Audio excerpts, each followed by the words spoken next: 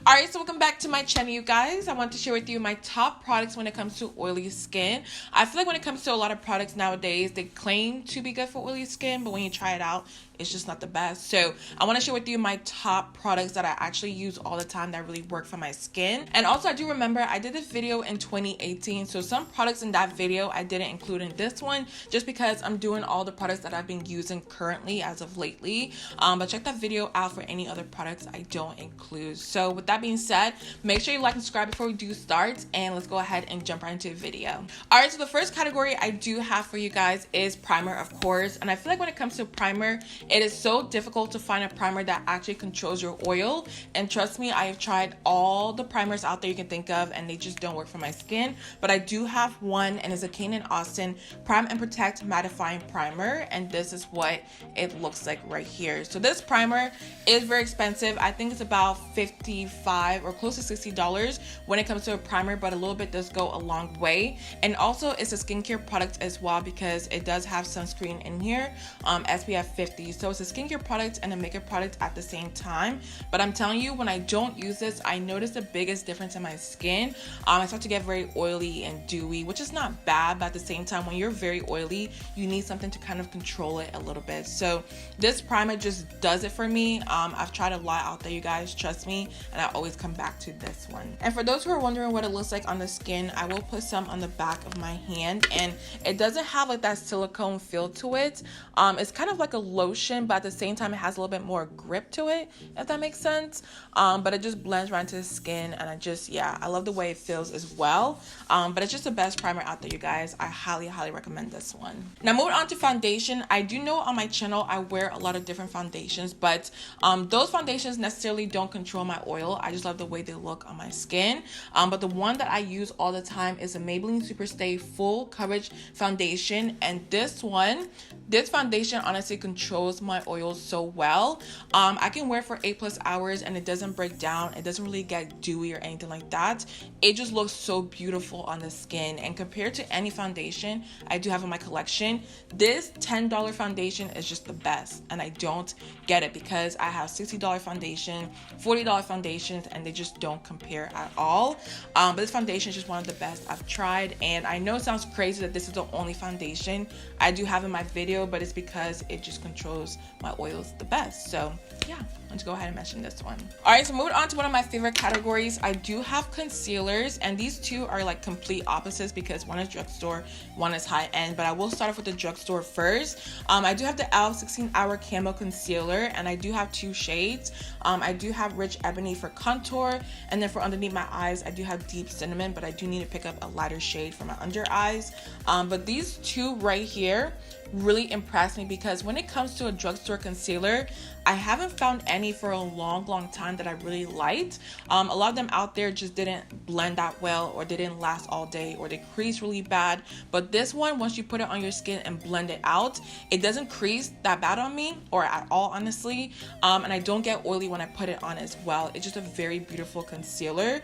And I'm really shocked because like e.l.f. has just really stepped the game up when it comes to their products. I honestly feel like they've changed their formula or something like that. I don't know what they're doing, but whatever it is, keep on doing it. But this concealer I've been reaching for a lot lately. And moving on to high-end concealer, I do have the Hourglass Airbrush Concealer, and I do have it on today as well. But let me show you guys what it looks like. And here it is. I love their packaging. It's very simple, but at the same time I still think it looks really good. But this concealer surprised me because when I heard it was coming out, typically when it comes to Hourglass products, I don't buy a lot of them just because they're very expensive, and I don't know, I don't feel the need to. But something about this concealer just told me to pick it up and try it out, and it's amazing. Because once I put it on my skin, it doesn't crease at all. I don't get oily in my areas that I apply it. It just looks beautiful all day long. And I'm honestly shocked because when it comes to high-end concealer, in the past year or two, I've only been using my CoverFX Power Play Concealer in the shade ND2. This baby right here. I love this concealer so much, but it doesn't help with creasing. It doesn't help with oils or anything like that. It just looks really good on the skin. But Hourglass, once you put this on, controls your oils. It just looks matte all day long, and I love it. So yeah, it's pretty pricey, not gonna lie, but a little bit does go a long way. But these concealers right here, you guys, I highly recommend. Now moving on to powders, you guys. When it comes to under eye powders and bacon, I'm very like picky, you guys. I don't just use any product, but I do have two right here, and the first one I will get out the way because you guys see this all the time on my channel, and it's a Huda Beauty Easy Bake powder in the shade Kunafa. And here it is. This powder honestly is one of the best powders I've ever tried. The color, first of all, is so yellow and deep and rich. It's just so beautiful, and I'm obsessed with it. It looks really good on dark skin.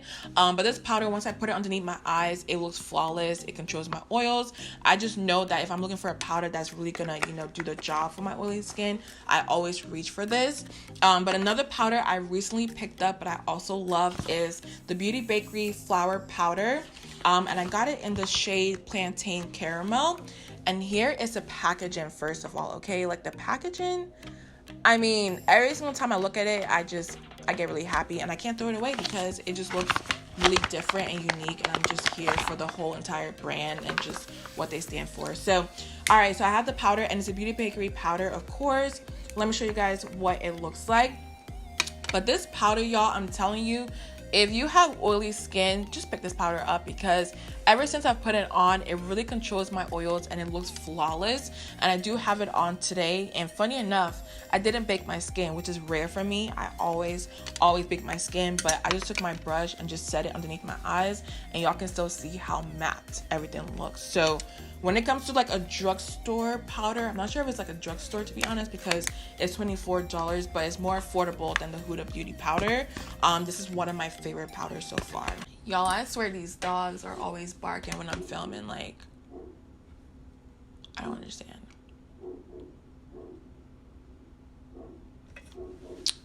Okay, so for face powder, I do believe I found the best face powder in general. It doesn't matter if it's drugstore or high end, I feel like it's the best.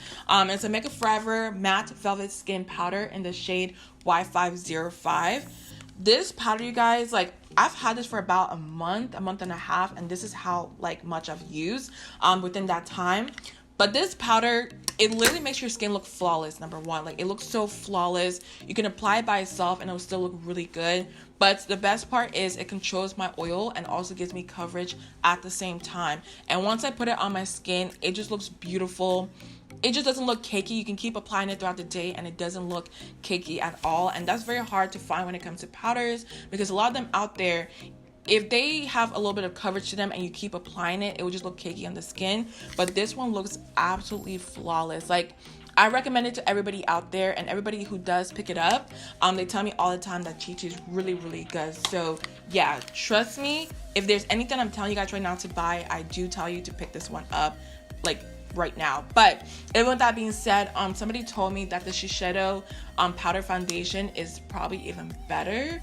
So I may have to test that out and see. So the next category is setting sprays, and these two I do believe is probably one of the best I've tried in general. The first one I want to talk about is the Beauty Bakerie Sweet Grace Setting Spray, and this, of course, y'all already know I love their packaging. But it's one of the best I've tried. Once I spray it on my skin, it sets everything, it locks everything in. And one thing I do love is once you spray it on your skin, it gives that matte effect, of course, but you don't look flat. So it does have a little bit of glow on the skin, and it's just a really affordable setting spray. I tell everybody about this all the time. But the next one I do have is a Morphe Mattifying Continuous Setting Mist. This is very new, and I will show you guys up close what it looks like. It's a little bit dirty because, of course, it's white, so yeah, it's just gonna get dirty. But this setting spray, you guys, I did a whole review of this on my channel.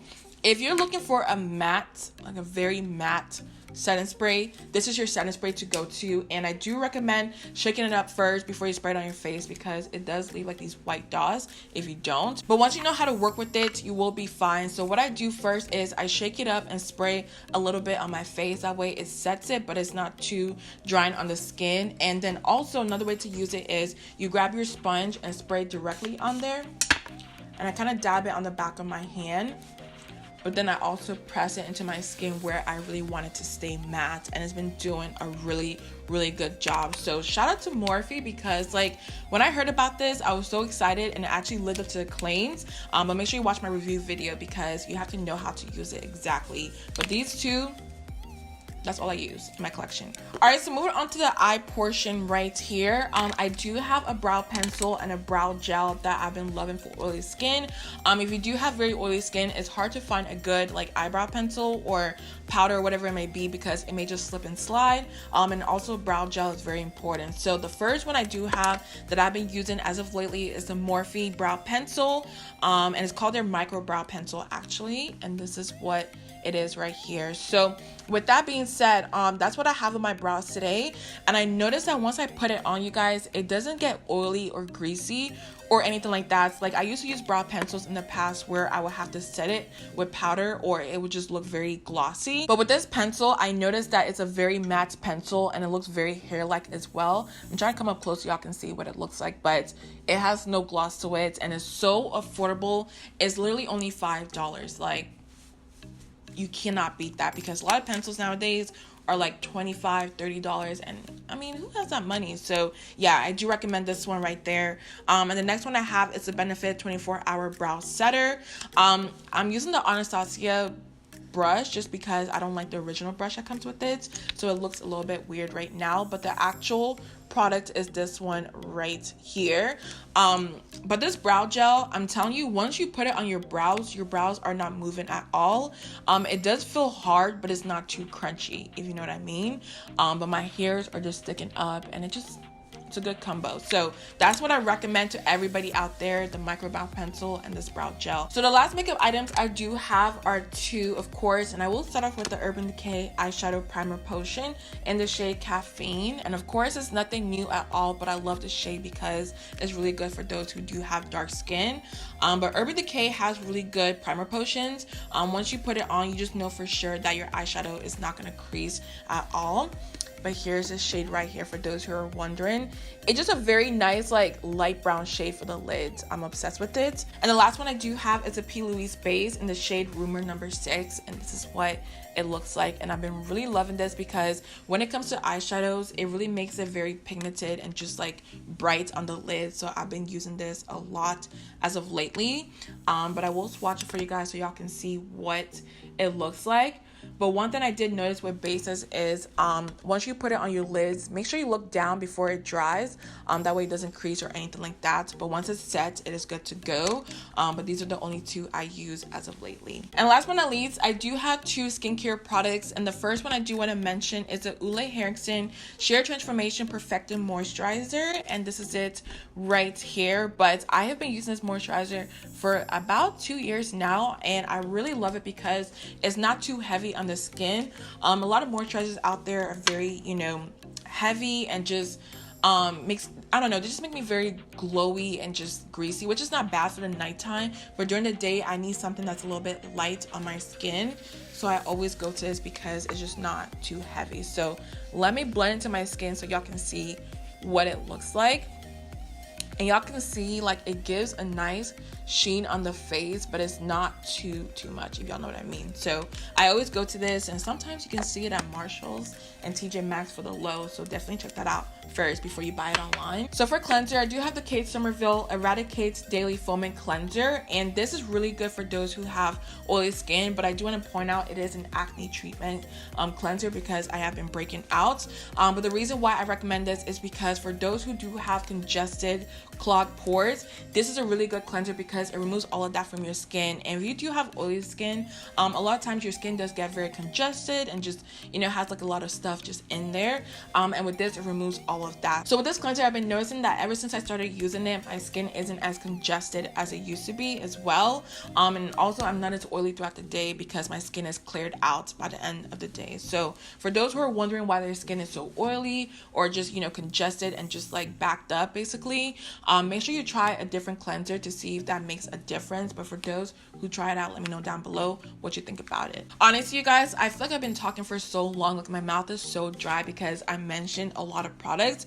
But with these products, I swear by them. I live by them. I use them all the time. So definitely try them out and let me know your thoughts down below. But with that being said, make sure you like and subscribe before you do leave. I love you guys so much, and I'll see you in my next one.